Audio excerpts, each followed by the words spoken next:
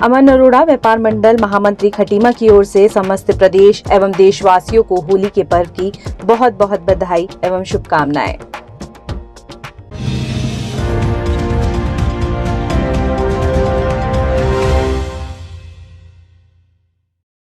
नमस्कार, देवभूमि समाचारों में आप सभी का स्वागत है। मैं हूं आपके साथ सबिहा। आगे आप मेरे साथ देखेंगे उत्तराखंड से जुड़ी तमाम छोटी बड़ी खबरें विस्तार से, लेकिन सबसे पहले नजर उत्तराखंड हेडलाइंस पर। नए मुख्यमंत्री के चयन को लेकर भाजपा में सस्पेंस बरकरार। विधायकों को विधायक मंडल दल की बैठक का इंतजार, आज स्थिति हो सकती है साफ।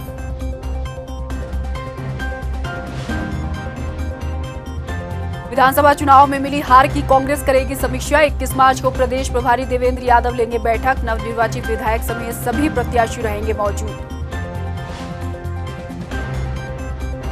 हरिद्वार में आज उपराष्ट्रपति एम वेंकैया नायडू देव संस्कृति विश्वविद्यालय में एशिया के पहले बाल्टिक सेंटर का किया निरीक्षण। कई कार्यक्रमों का भी किया अवलोकन।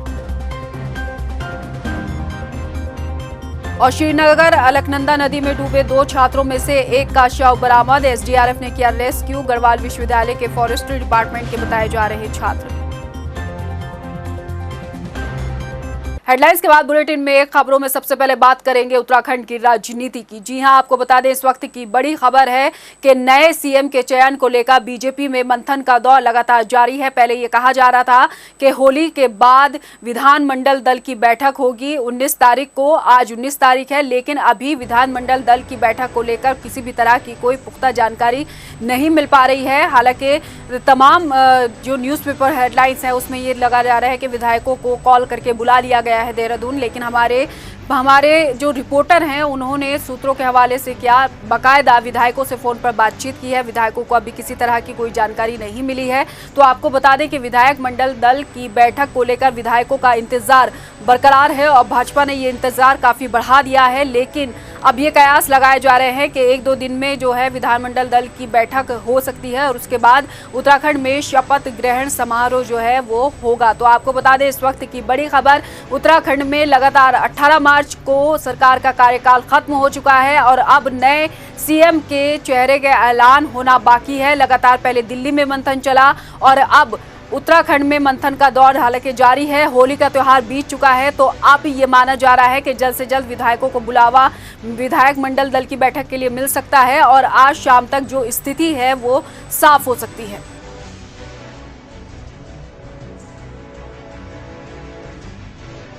तो चलिए, ज्यादा जानकारी के लिए हमारे साथ लाइव चर्चा पर हमारे संवाददाता मनीष डंगवाल जुड़ चुके हैं। उन्हीं से तमाम हालातों पर अपडेट और जानकारी लेते हैं। सवाल सबसे पहले मनीष मेरा यही है कि आखिर विधायक मंडल दल की बैठक को लेकर जो ओहापोह स्थिति है उस पर जरा तस्वीर साफ कीजिए। क्या कुछ अपडेट है आपके पास? देखिए, बिल्कुल जो नए मुख्यमंत्री के चयन को लेकर सस्पेंस है वो होली तक यहाँ पर था, क्योंकि भाजपा ने पहले ही स्पष्ट कर दिया था कि होली के त्योहार के बाद जो विधानमंडल दल की बैठक होगी और जो विधानमंडल दल की बैठक केंद्रीय पर्यवेक्षक राजनाथ सिंह और जो मीनाक्षी लेखी हैं वो उत्तराखंड पहुंचेंगे।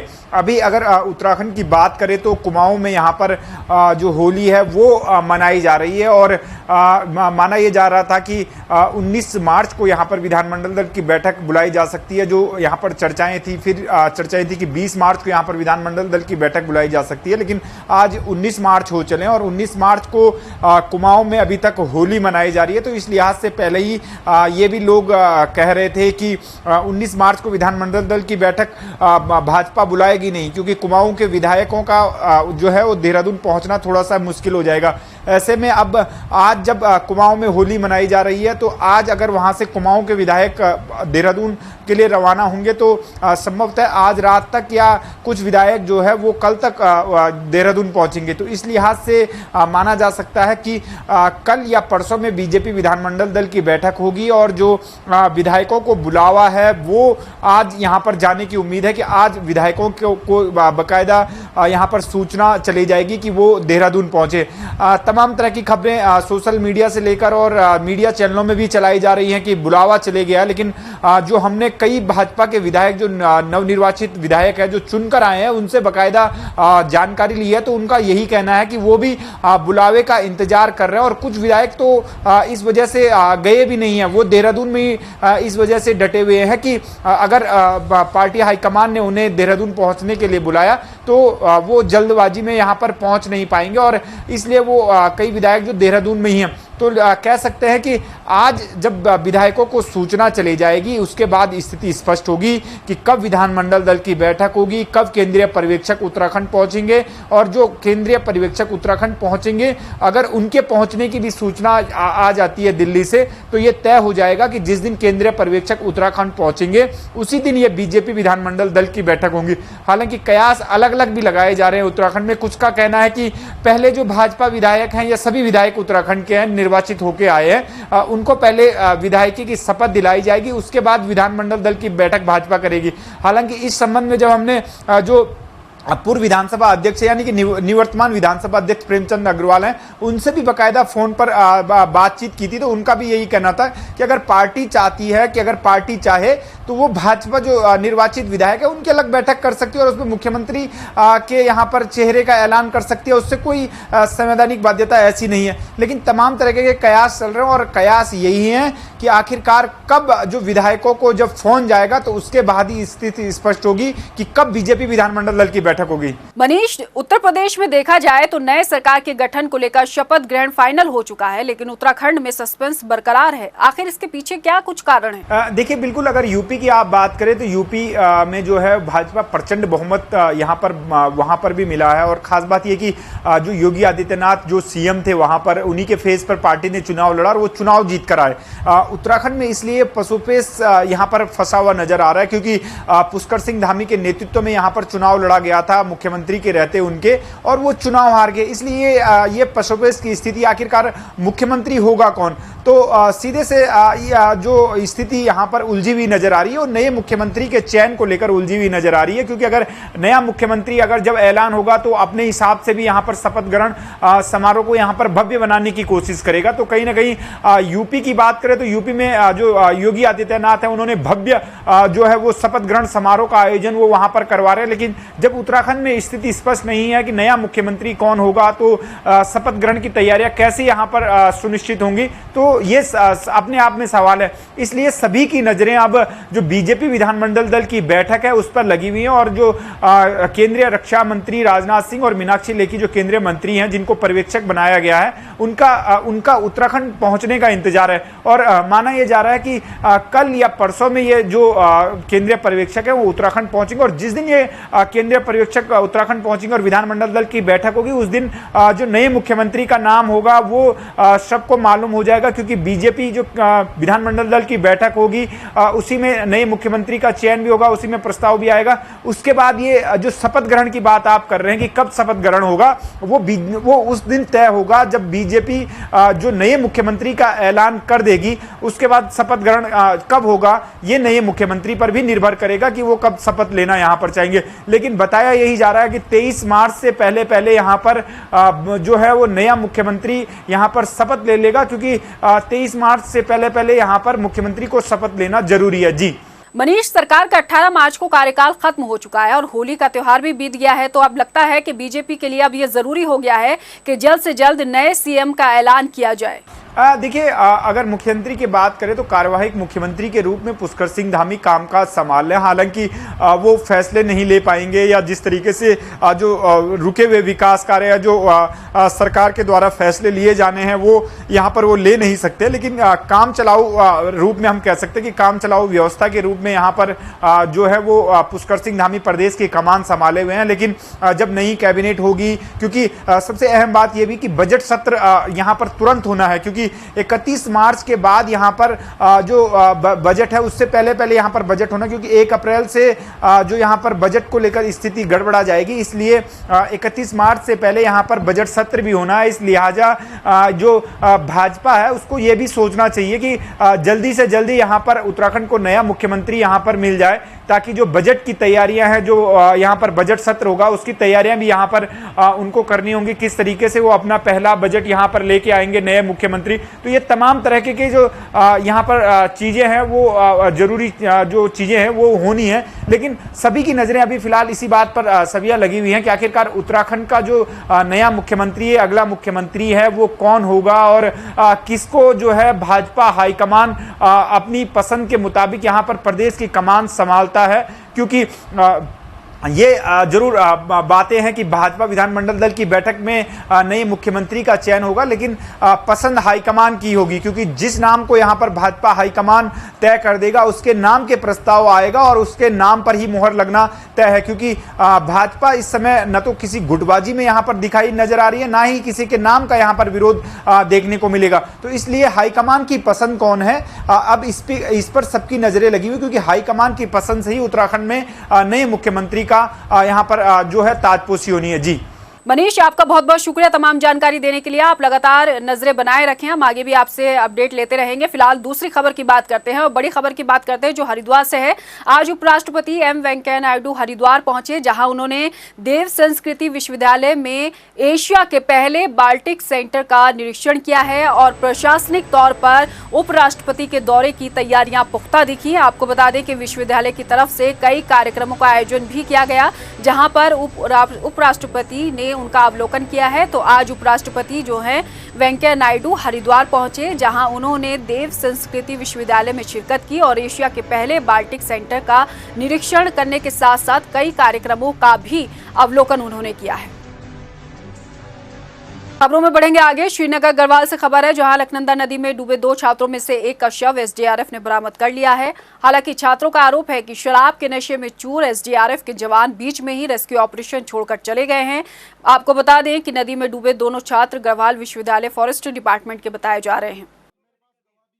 जब हम घटनास्थल पे पहुंचे तो हमने वहां पाया कि जब हमने कॉल किया तो एक तो एसडीआरएफ की टीम का लेट आना अराउंड 45 मिनट्स, और जब लेट आए तो वो उनके पास एक तो राफ्टिंग नहीं थी, पहली चीज़ तो राफ्टिंग लाने में उनको 1 घंटा लगा, और समस्त एसडीआरएफ की टीम ने शराब का सेवन कर रखा था ऑन ड्यूटी, और वारदात की घटना 1:30 बजे के आसपास की। 1:30 बजे वो ऑन ड्यूटी थे और उन्होंने शराब का सेवन कर रखा था। और जब पुलिस वाले वहाँ पहुंचे, समस्त पुलिस वालों ने भी शराब का सेवन किया हुआ था उस टाइम पे। हमें पंचनामे के लिए बुलवाया है, जो हम वहाँ खड़े थे, सर ने हमारा नाम वगैरह लिखा, उन लोगों को बुलाया पंचनामे के लिए, तो बस वो संपन्न कर रहे हैं अभी। और अब एक बड़ी खबर की और बात कर लेते हैं जो देहरादून से है। कांग्रेस चुनाव में हार की समीक्षा करेगी। जी हां, आपको बता दें जिस तरीके से होली के बाद समीक्षा का ऐलान कांग्रेस की तरफ से किया गया था, अब वो दौर शुरू होगा। 21 मार्च को कांग्रेस जो है चुनाव में मिली करारी जो हार है उसकी समीक्षा करेगी। आपको बता दें कि विधानसभा चुनाव 2022 में कांग्रेस को 19 सीटें मिली। करारी हार का सामना कांग्रेस को करना पड़ा है, लेकिन अब हार के कारणों पर मंथन करेगी कांग्रेस। 21 मार्च को बैठक बुलाई गई है। प्रदेश प्रभारी देवेंद्र यादव और राष्ट्रीय महासचिव बैठक में शामिल रहेंगे। इसके साथ साथ बैठक में जीते विधायक और प्रत्याशियों को सभी को बुलाया गया है। बैठक में हार के कारणों पर मंथन किया जाएगा, साथ ही साथ इस बात पर विचार विमर्श किया जाएगा कि कहां पर चूक रह गई है, किन रणनीतियों पर काम करना चाहिए था, किन पर नहीं करना चाहिए था, संगठन की मजबूती पर किस तरह से जोर दिया जाना है। ये तमाम मुद्दे जो हैं वो बैठक में शामिल रहेंगे, जिन पर मंथन किया जाएगा। तो इस वक्त की बड़ी खबर आपको बता दें कि कांग्रेस में अब हार की समीक्षा के लिए मंथन का दौर चलेगा। 21 मार्च से जो है ये मंथन का दौर शुरू होगा और प्रदेश प्रभारी देवेंद्र यादव बैठक लेंगे, राष्ट्रीय महासचिव भी होंगे इसमें, और तमाम कांग्रेसी दिग्गज नेताओं के अलावा जो है प्रत्याशियों को इस बैठक में बुलाया गया है और तमाम कारणों पर कांग्रेस जो है मंथन करेगी। कांग्रेस में फाल्गुन में कुर्बानियों का दौर है। कोई खुद ही कुर्बानी दे रहा है तो कोई कुर्बानी की गुहार लगा रहा है, लेकिन सवाल इतना भर नहीं है। सवाल ये है कि कांग्रेस को क्या इन कुर्बानियों की जरूरत भी है। सवाल ये भी है कि इन कुर्बानियों से कांग्रेस का भविष्य उज्जवल होगा भी या नहीं। ये रिपोर्ट देखिए और समझिए कि कांग्रेस कुर्बानी से बचेगी या कुर्बान होगी। कांग्रेस, कलह और कुर्बानी। जी, ये वो कड़वा सच है जो पिछले कुछ सालों में देश की सबसे पुरानी राजनीतिक पार्टी का सबसे बड़ा सच बन गया। तो समझिए कि कांग्रेस है तो कला है और कुर्बानियां भी हैं। तो फिर याद कीजिए कि 2022 में हुए उत्तराखंड विधानसभा के चुनाव से पहले कांग्रेस में प्रदेश अध्यक्ष पद को लेकर किस तरह घमासान मचा। गुटों में बटी कांग्रेस के लिए एक अदद प्रदेश अध्यक्ष का चुनाव न सिर्फ मुश्किल हो गया बल्कि असंतोष थामने के लिए कांग्रेस ने पहली बार एक से अधिक कार्यकारी अध्यक्षों की नियुक्ति भी की। फिर लौटिए और याद कीजिए कि चुनाव से पहले सत्ता में वापसी की उम्मीद लिए कांग्रेस के पास उम्मीदवारों की फहरिस्त लंबी हुई तो वहीं हालात ये भी हुए कि खुद पार्टी के सबसे बड़े चुनावी चेहरे हरीश रावत किस सीट से चुनाव लड़ेंगे ये तय करना भी मुश्किल हो गया। रामनगर से लेकर लालकुआं के फेर में फंसे हरीश रावत एक तरफ अपने ही पार्टी नेताओं की नाराजगी भरे नखरे उठाते रहे तो वहीं दूसरी तरफ टिकट बंटवारे में अपनी मनमर्जी चलने के आरोपों पर भी सफाई देते रहे। तो समझिए कि अब तक कलह से लड़ती कांग्रेस के लिए 2022 के चुनाव के परिणाम कुर्बानियों का मौसम लेकर क्यों आए। एक तरफ गणेश गोदियाल चाहे अनचाहे पार्टी के प्रदेश अध्यक्ष का पद कुर्बान कर चुके हैं तो वहीं कैंपेन कमेटी के कर्ता धर्ता रहे हरीश रावत भी अब होली में अपनी कुर्बानी देने को तैयार बैठे हैं। दिलचस्प ये है कि हरीश रावत को कुर्बानी की कगार पर लाने वाले वही नेता हैं जो हरीश रावत के मुख्यमंत्री रहते हुए उनके सबसे अधिक करीबी हुआ करते थे। कांग्रेसी में क्यों, सार्वजनिक जीवन में जरूरत नहीं होनी चाहिए। तो मैं तो ऐसे हरीश रावत को उत्तराखंड वालों को चाहिए कि पकड़ करके खड्ड में दबा दें। हाँ, खड्ड में दबा दें। देखते हैं क्या भगवान सुनता है नहीं सुनता। पार्टी हमारे तो पार्टी भी भगवानी जैसी है तो भगवान सुनते हैं नहीं सुनते हैं, दोनों सुने। अच्छा। और मैं तो चाहता हूँ बल्कि जिस समय होली दहन हो रहा है उस समय हरीश रावत का भी दहन हो जाना चाहिए। राजनीतिक दहन तो कम से कम हो जाना चाहिए। चाहूँगा कि हरीश रावत बड़ी मासूमियत से झूठ बोलते हैं और किसी भी नए राजनीतिक कार्यकर्ता को नेता को अफीम चटा देते हैं और अपने सम्मान में ले लेते हैं।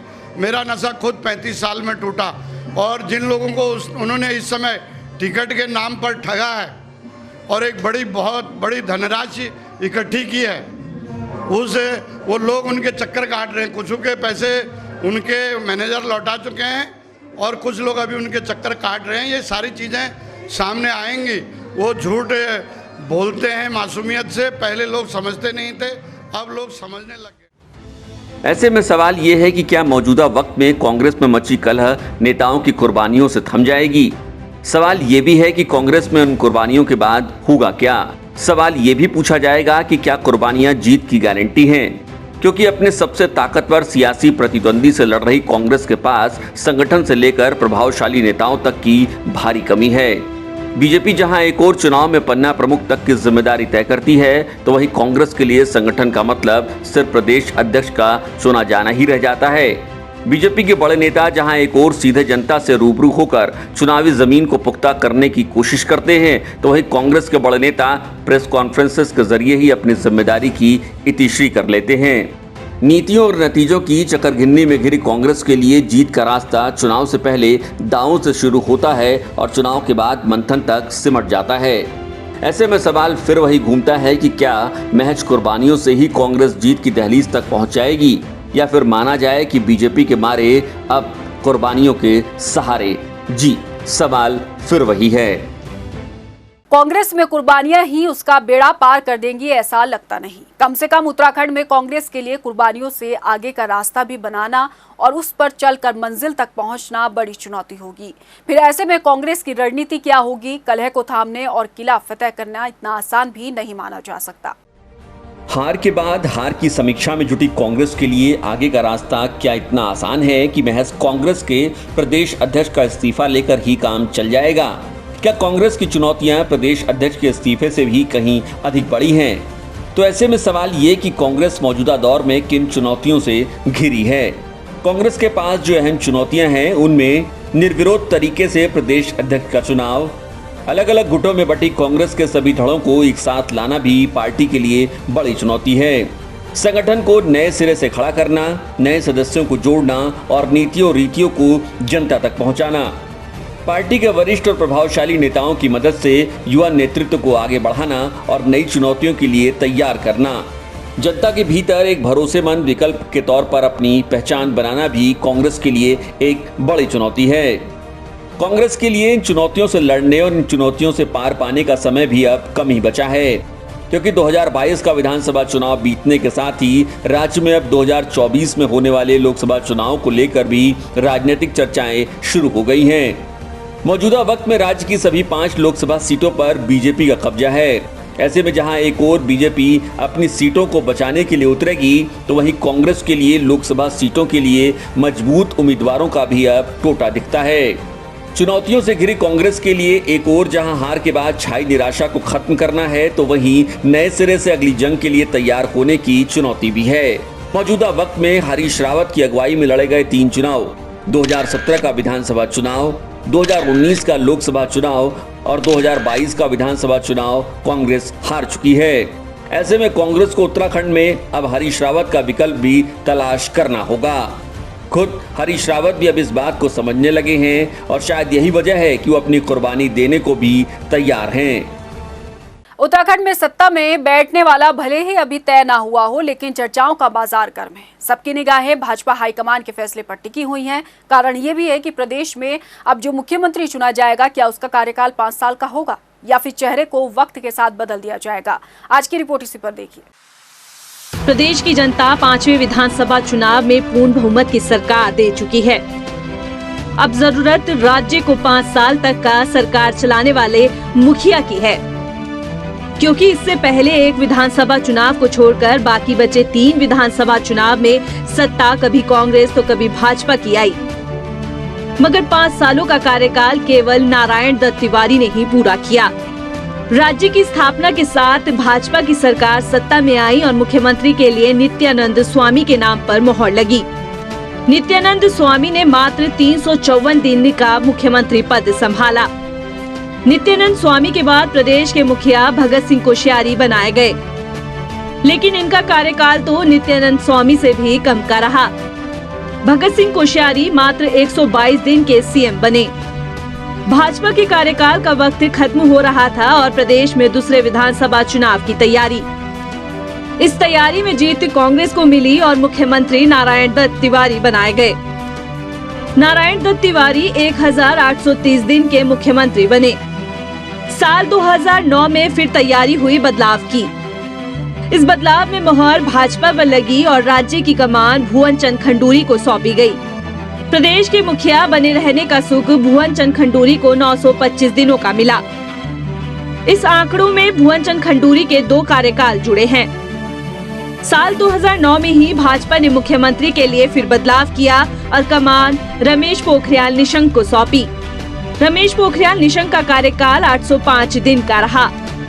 तैयारी 2012 के विधानसभा चुनाव की कांग्रेस सत्ता में और प्रदेश की बागडोर विजय बहुगुणा के हाथों में सौंपी गई।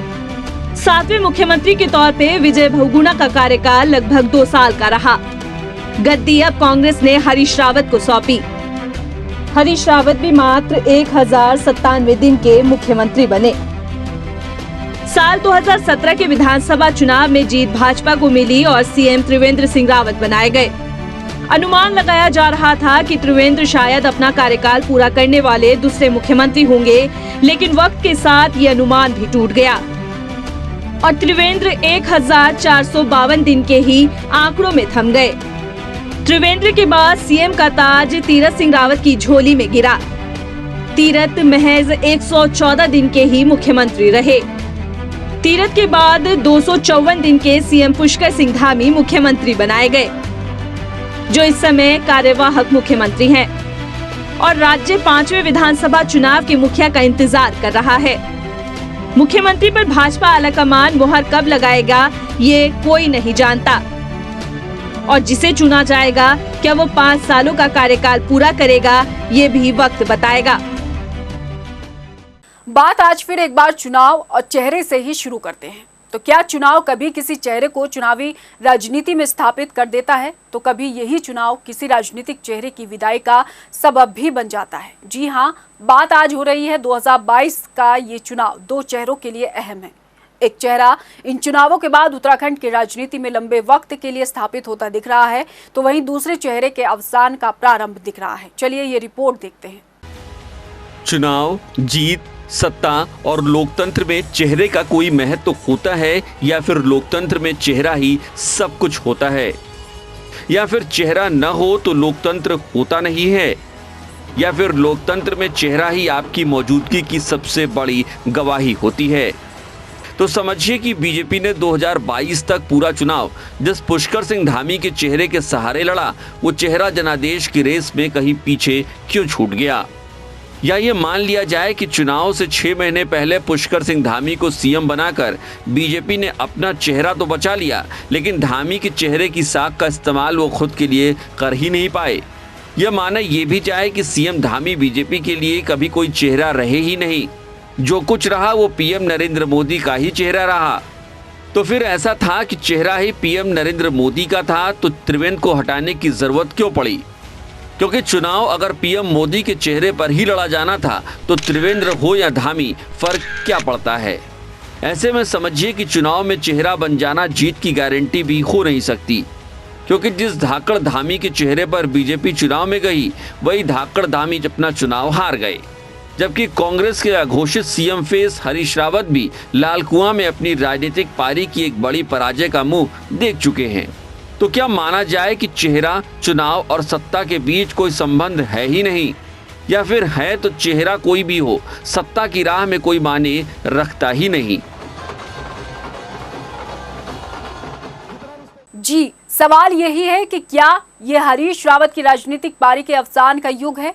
एक शख्स जो अपने राजनीतिक चातुर्य को लेकर पूरे राज्य में चर्चित रहा, वो शख्स जो पूरे उत्तराखंड में देश की सबसे पुरानी राजनीतिक पार्टी का सबसे बड़ा चेहरा बनकर उभरा, वो शख्स जो अपनी पार्टी के कार्यकर्ताओं और कई बड़े नेताओं का अगुवा बन चुनावी जीत की गारंटी माना जाता रहा। क्या माना जाए कि ये उस अगुवा के चूक जाने का प्रारंभ है? ये रिपोर्ट देखते हैं।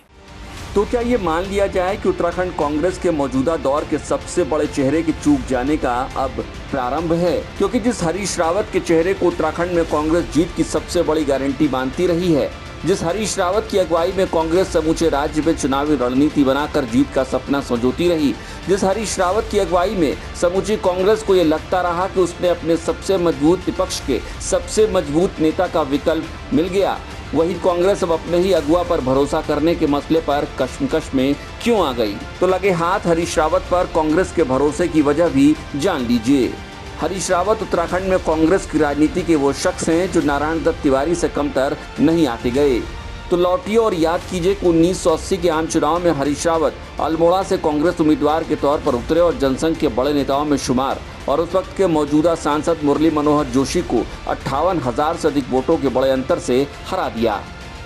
महज 31 साल के हरीश रावत का ये करिश्मा उन्होंने सिर्फ उत्तराखंड की राजनीति में बल्कि केंद्रीय राजनीति में भी स्थापित कर गया। 1984 के आम चुनाव में फिर एक बार हरीश रावत ने मुरली मनोहर जोशी को 1,40,000 से अधिक मतों के अंतर से हरा दिया। ये चुनाव ये साबित करने के लिए काफी था कि हरीश रावत अब उत्तराखंड में कांग्रेस का अजात शत्रु बन चुके हैं।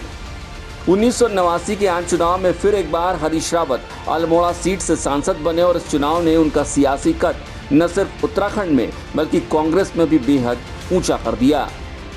ये वो दौर था जब हरीश रावत कांग्रेस के लिए जीत की गारंटी बन चुके थे, लेकिन 91, 96 और 98 के लोकसभा चुनाव में अल्मोड़ा ने हरीश रावत का साथ नहीं दिया और तीनों ही चुनाव में उन्हें हार का मुंह देखना पड़ा। 2009 के आम चुनाव में हरीश रावत ने अपनी सीट बदली और हरिद्वार से बड़ी जीत दर्ज कर फिर एक बार लोकसभा पहुंच गए। तो लगे हाथ याद कीजिए कि उत्तराखंड में आई केदारनाथ आपदा के दौरान तत्कालीन कांग्रेस सरकार के चेहरे को बचाने के लिए पार्टी ने विजय बहुगुणा को हटाकर हरीश रावत के चेहरे पर ही भरोसा जताया था। लेकिन 2016 में पार्टी के बड़े नेताओं के एक साथ पार्टी छोड़ देने के बावजूद कांग्रेस के लिए हरीश रावत ही सबसे टिकाऊ और जिताऊ चेहरे के तौर पर बने रहे। लेकिन मौजूदा वक्त में 2017 से सिलसिलेवार मिल रही हार ने क्या हरीश रावत के चेहरे की ऊर्जा को कम कर दिया है, या फिर माना जाए कि अब मौजूदा राजनीति में हरीश रावत की रणनीति कारगर साबित नहीं हो रही? क्योंकि 2017 से 2022 तक की हार ने उनके सियासी चातुर्य पर तो सवाल उठाया ही है, इसके साथ ही उनके सर्वमान्य होने पर भी सवाल खड़े कर दिए हैं। तो ऐसे में अब क्या मान लिया जाए कि मौजूदा वक्त जहां यह कांग्रेस के लिए राजनीतिक मंथन का दौर है, तो वहीं हरीश रावत युग के अवसान का प्रारंभ भी है। फिलहाल इस बुलेटिन में इतना ही। मुझे दीजिए इजाजत, लेकिन जाने से पहले एक नजर हेडलाइंस पर। नमस्कार। नए मुख्यमंत्री के चयन को लेकर भाजपा में सस्पेंस बरकरार। विधायकों को विधायक मंडल दल की बैठक का इंतजार। आज स्थिति हो सकती है साफ।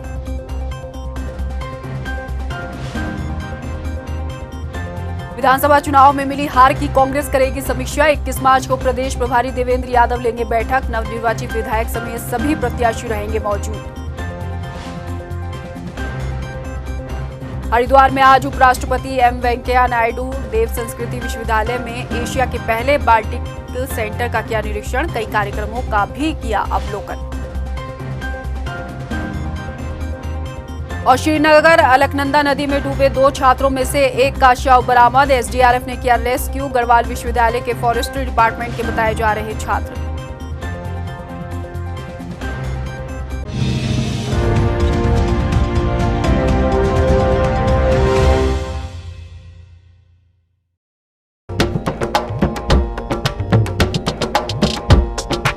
अमन अरोड़ा व्यापार मंडल महामंत्री खटीमा की ओर से समस्त प्रदेश एवं देशवासियों को होली के पर्व की बहुत बहुत बधाई एवं शुभकामनाएं।